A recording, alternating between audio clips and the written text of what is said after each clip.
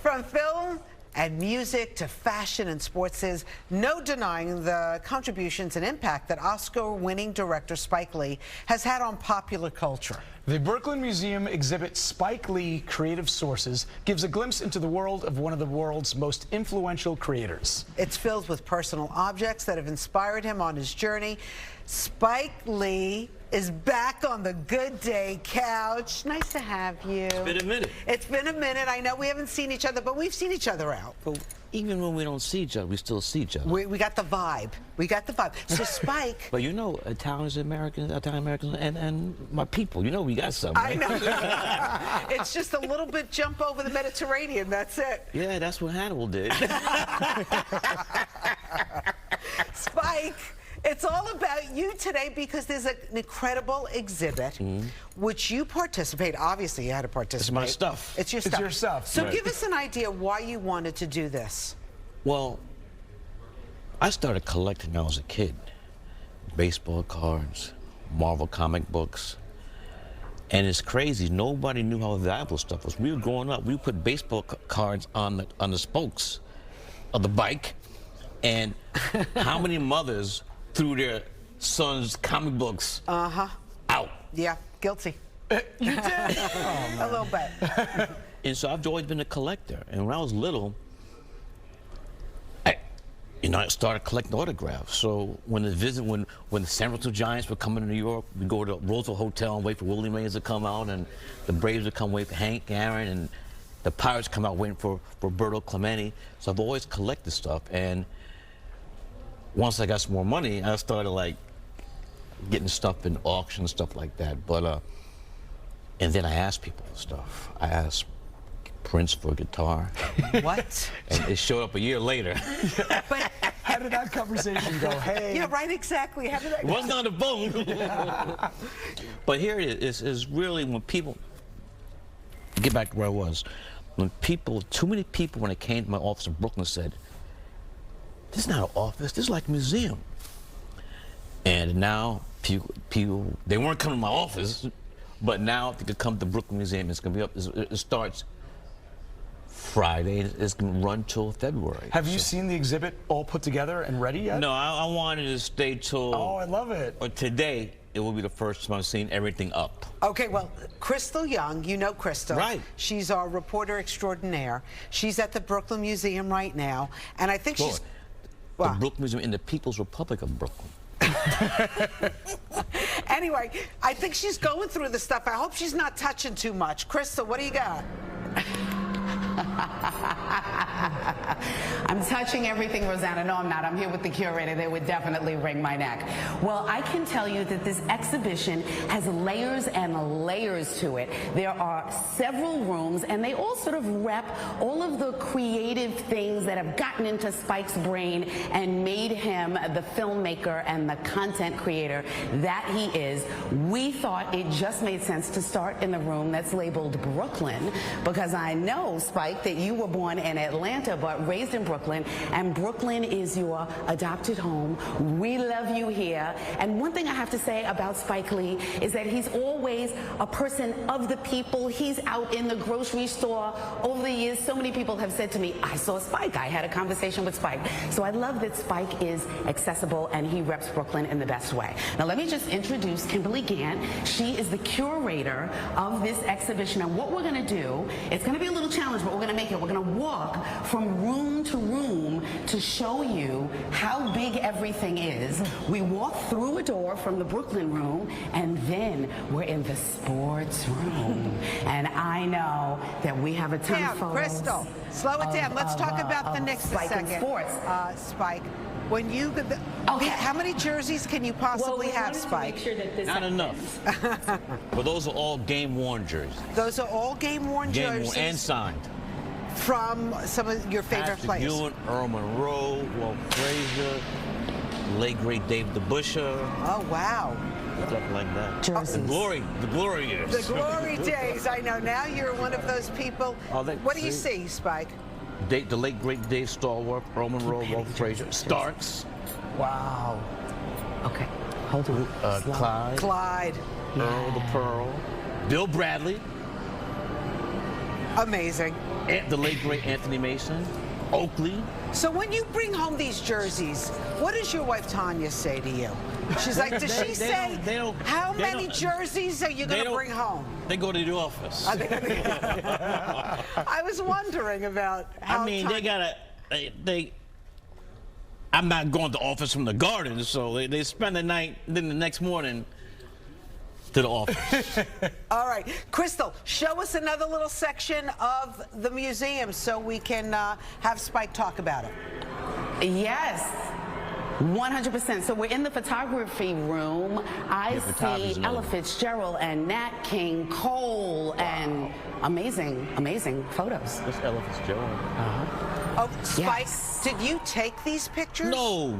Those are great photographers. Those are great. That's Richard Avedon. Those are all beautiful. Avedon. So these are things that you have curated on your own because you love Photography. I love art. Malcolm X, that's Avedon. Brando. Right. Shirley Chisholm. That's Joe Louis right there.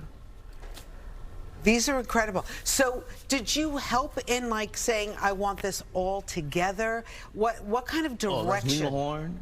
Yeah, what kind of direction did you give them in Brooklyn? Well, I just wanted to, so when people come in, that they will see a story. You know, so Did they see the the story. themes of the exhibit kind of present themselves? Like when you put all these material together, you said, got it, this is photography, this is our Well, we political have sections, photography, we have sports, politics. You A in whole bunch of politics? stuff. No way. All right, Christal, show us another section of the museum. Go to the music. Moving into the music area. good. We're moving into the music area, and I love that Spike owns one of Prince's guitars. That's Prince's Very guitar. cool. Wow. Whose drum is that? Ola Tooney, famous African drummer. Yeah. David This one is Burns Verdine guitar, White. And also Verdine White, who's a great bass player for Earth, Wind & Fire. Of course. We love Vern. Earth, Wind & Fire, one of my favorite groups. So when you got So that's Terrence Blanchard's trumpet, Wynton Marsalis's trumpet, and Branford Marsalis's saxophone. So you keep everything, or you did keep everything at your office? All these instruments It and was things? And Very big storage. office. And storage. And storage. And storage. Oh, yeah, it's... Do you play any kind of instruments? No. You've never even tried to play a... Well, back in the day, in New York City public school, you had to play music. I mean, Right. back you had to have music, art, and gym. That was my favorite subject, gym. So I played recorder in 4th grade. Yeah. The old recorder. I Everyone love played that. it. And Never had a little that's lamb. a shame that... These days, that those kind of subjects are not... No, it just I mean- rounds out the curriculum, right? I mean, how are we going to have well-rounded Kids. if they're not taking art, music, or gym? I know. We had to do that. Spike, are there any props or memorabilia from Oh, Do the Right yeah, there's Thing, a from bunch any of movies? stuff. Bunch of stuff. Let- We don't have... One thing I wish I had. What? The garbage can that Mookie threw to Sal's Famous Pizzeria. What? You didn't keep that? I wasn't thinking about it then. You didn't realize how iconic that film was going to be, or how I it knew would that, but I resonate. just didn't. 2 or 3 times, the garbage can did not break the window, so we had to score it. No and then, way. Yeah. Now we find out. Oh, can I tell you a quick story? We got time? Yeah. So I was getting ready to do Jungle Fever. I needed 3, because Jungle Fever, Stevie wanted the songs for Harlem. Right. And I wanted Frank Sinatra's songs for Bensonhurst. So I called Tina Sinatra, Frank's wife. I said, I need these 3 songs. And she said, Spike, my father does not like you. I said, what'd I do? You burnt his picture when Sal's Famous Pizza got burned down. He said, From Sal's Pizza? Frank told Tina, Spike is not getting those songs. So were you ever able to like mend fences? I had to write. Eventually, I wrote a 10-page handwritten letter, and he let me have the songs. Oh, it was it was a very good year.